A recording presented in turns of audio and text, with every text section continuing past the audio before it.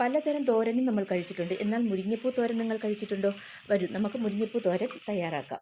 അപ്പോൾ അതിനുവേണ്ടി ഇതാ കുറച്ച് മുരിങ്ങപ്പൂവ് കഴുകി അത് ഒരു അരിപ്പയിൽ കൂടി തോരാൻ വെച്ചിട്ടുണ്ടായിരുന്നു. ഒരു പാൻ അടുപ്പത്ത് വെച്ചിട്ട് ഇതിലേക്ക് ആവശ്യത്തിനുള്ള വെളിച്ചെണ്ണ ഒഴിച്ചു കൊടുക്കാം. വെളിച്ചെണ്ണ ഒന്ന് ചൂടാകുമ്പോൾ ഒരു 1/4 ടീസ്പൂൺ കടുകിട്ട് പൊട്ടിക്കുക. എന്നിട്ട് ഒരു 3-4 വറ്റൽമുളക് ഇതിലേക്ക് ഇട്ട് കൊടുക്കുക. ആവശ്യത്തിനുള്ള കറിവേപ്പിലയും കൂടി ഇട്ട് കൊടുക്കുക.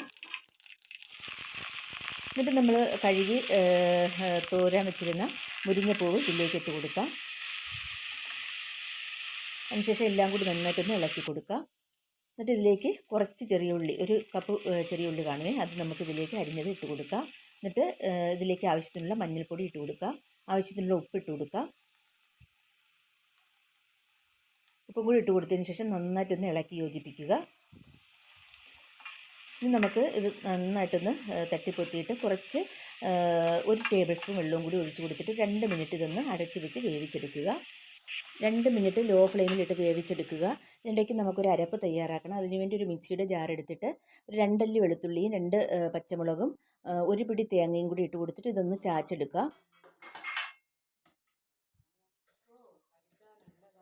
ഇനി നമുക്ക് വേവിക്കാൻ വെച്ചിരുന്ന മുരിങ്ങപ്പൂ ഒന്ന് ഇളക്കി കൊടുത്തതിന് ശേഷം മധ്യഭാഗത്തായിട്ട് ഇതുപോലെ ഒന്ന് കുഴിച്ച് കൊടുത്തിട്ട് നമ്മുടെ തേങ്ങ ഇതിലേക്ക് ഇട്ട് കൊടുക്കുക. എന്നിട്ട് കുറച്ച് ജീരകം പൊടിച്ചതും കൂടി ഇട്ട് കൊടുക്കുക.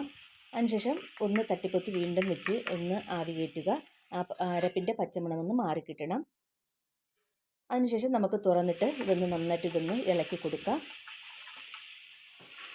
എന്നിട്ട് വീണ്ടും മധ്യഭാഗം ഒന്ന് കുഴിച്ച് കൊടുത്തതിന് ശേഷം നമ്മളൊരു സീക്രട്ട് ഇൻഗ്രീഡിയൻ്റായ മുട്ട, 2 മുട്ട നമ്മൾ ഇതിലേക്ക് പൊട്ടിച്ചൊഴിച്ച് കൊടുക്കുകയാണ്. കൈയുടൻ തന്നെ ഇതൊന്ന് കിണ്ടി കൊടുക്കുക. എന്നിട്ട് എല്ലാം കൂടി തമ്മിൽ ഒന്ന് യോജിപ്പിച്ചെടുക്കുക. എന്നിട്ട് ചെറിയ തീയിലിട്ട് നമ്മളിതുപോലെ ഒന്ന് ചിക്കി കൊടുത്തുകൊണ്ടേയിരിക്കണം. ഇതിനിടയ്ക്ക് കുറച്ച് പച്ച വെളിച്ചെണ്ണയും കൂടി ഒഴിച്ച് കൊടുത്തിട്ടുണ്ട്. എന്നിട്ട് കട്ട കെട്ടാത്ത രീതിയിൽ ഇതുപോലെ ഒന്ന് ഇളക്കി കൊടുത്ത് പരസ്പരം ഒട്ടാത്ത രീതിയിൽ നല്ല വേറിട്ട ഉലർന്നെടുത്ത മുരിങ്ങപ്പൂ തോരനായിട്ട് എടുക്കണം. അപ്പോൾ ഇതാ അങ്ങനെ കിട്ടിയിട്ടുണ്ട്. വളരെ ടേസ്റ്റി ആയിട്ടുള്ളൊരു മുരിങ്ങപ്പൂ തോരനാണ്.